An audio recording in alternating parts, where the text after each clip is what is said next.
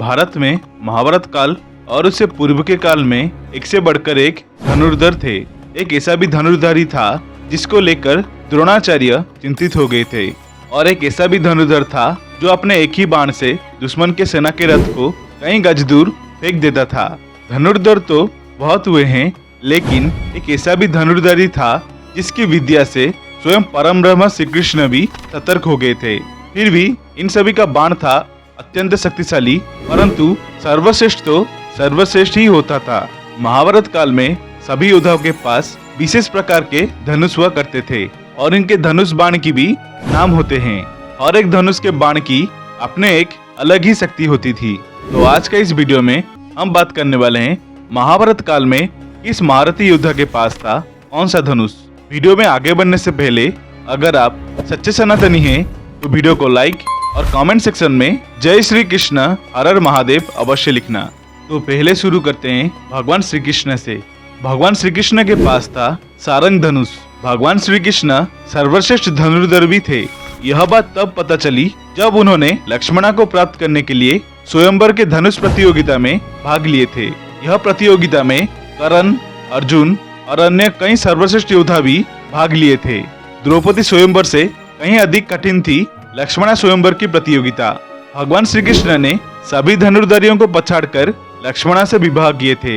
हालांकि लक्ष्मणा ने प्रतियोगिता से पहले ही भगवान को अपने पति मान चुकी थी, इसलिए भगवान श्री कृष्ण को यह प्रतियोगिता में भाग लेना पड़ा। श्री कृष्ण का यह दिव्य धनुष का नाम था सारंग। सारंग का अर्थ होता है रंगा हुआ, रंगदार, सभी रंगों वाले और सुंदर। कहते हैं कि भगवान श्री कृष्ण का यह धनुष सिंह से बना हुआ था। हालांकि कुछ लोग यह मानते हैं कि यह वही धनुष है जिसे कण्व ऋषि के तपस्या स्थली के बांस से बनाया गया था। तो अब चले जानते हैं गुरु द्रोण के पास था कौन सा धनुष। द्रोणाचार्य पांडवों और कौरवों के गुरु थे। उनके पास कई महारथी शिष्यों ने अपना शिक्षा प्राप्त किए हैं।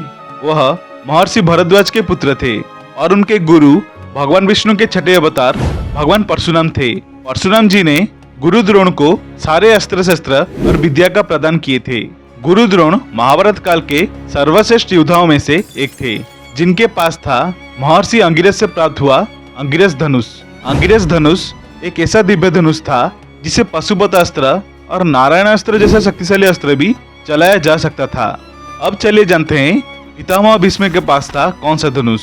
वैसे तो महाभारत के ग्रंथों में पितामह भीष्म का धनुष के बारे में कहीं पर भी वर्णन नहीं है, परंतु यह लिखा गया है कि पितामह भीष्म के पास एक अत्यंत ही शक्तिशाली धनुष था, जिसको भगवान श्री कृष्ण के सारंग धनुष जितना शक्तिशाली माना गया है।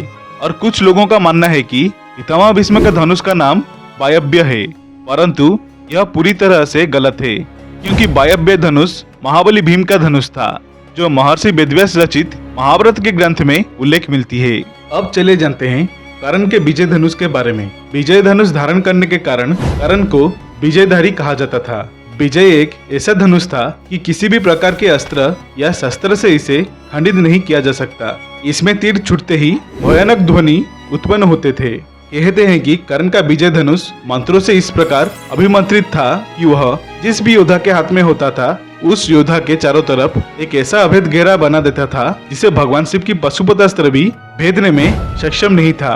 मंत्रों से अभिमंत्रित होने के कारण उस विजय धनुष पर जिस भी बाण को रखकर चलाया जाता था, उस बाण की ताकत उसकी वास्तविक ताकत से कई गुना बढ़ जाती थी। इस धनुष को भगवान विश्वकर्मा जी ने बनाए थे। यह धनुष का उपयोग करके भगवान शिव ने कई शक्तिशाली असुरों का वध किए थे। तो अब चले जानते हैं पांचों पांडवों के पास था कौन सा दिव्य धनुष। पांचों पांडवों में से सबसे बड़े भाई धर्मराज युधिष्ठिर के पास था महेंद्र नामक एक दिव्य धनुष, जिसे उन्होंने वरुण देव से प्राप्त किए थे। महाबली भीम के पास था वायव्य धनुष, जो उन्हें उनके पिता वायुदेव से प्राप्त हुआ था।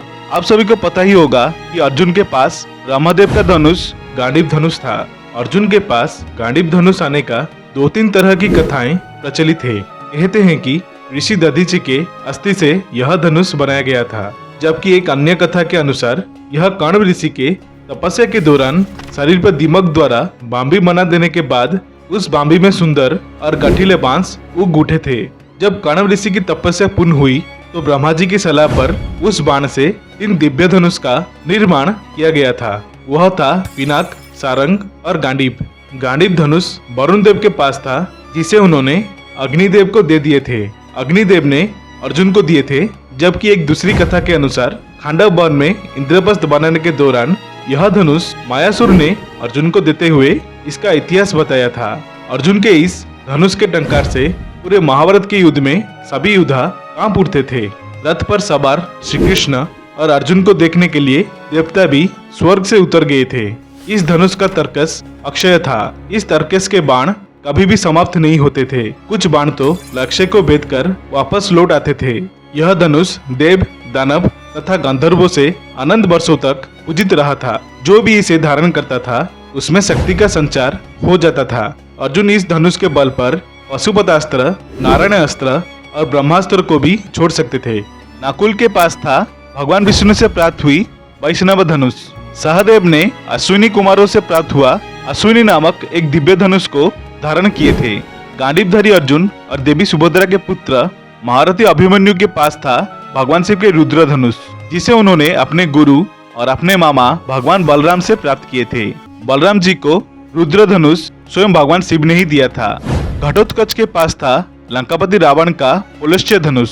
अब चले जानते हैं उपपांडव के पास था कौन सा दिव्य धनुष। दरअसल उपपांडव पांडवों और द्रौपदी से उत्पन्न हुए पुत्रों को कहा जाता है। प्रतिविंध्य युधिष्ठिर के इस पुत्र के पास था रौद्र धनुष। याद रखें, रुद्र धनुष और रौद्र धनुष अलग अलग धनुष है। सुतसोम भीमसेन का पुत्र था, जिन्होंने अग्नेय नामक धनुष का प्रयोग किए थे।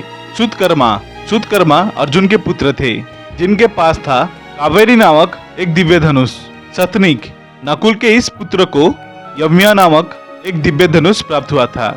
श्रुतसेन सहदेव के पुत्र थे तथा उनके पास गिरिशा नामक भगवान शिव का एक दिव्य धनुष था। सर्वप्रथम भगवान शिव ने ही इस धरती पर सभ्यता और धर्म की प्रचार किए थे, इसीलिए उन्हें आदिदेव कहा जाता है। वैसे तो भगवान शिव ने ही गुरु और शिष्य की परंपरा का शुरुआत किए थे।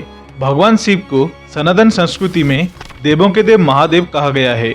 इसके अलावा हिंदू धर्म को मानने वाले उन्हें भगवान शंकर भी कहते हैं। उनके महेश, गंगाधर, रुद्र, भोलेनाथ, गिरीश जैसे कई अन्य नाम भी हैं। आदि का अर्थ है प्रारंभ। भगवान शिव को आदिनाथ भी कहा जाता है। आदिनाथ होने के कारण उनका एक और नाम आदिश भी है। इस आदिश शब्द से ही आदेश शब्द बना है।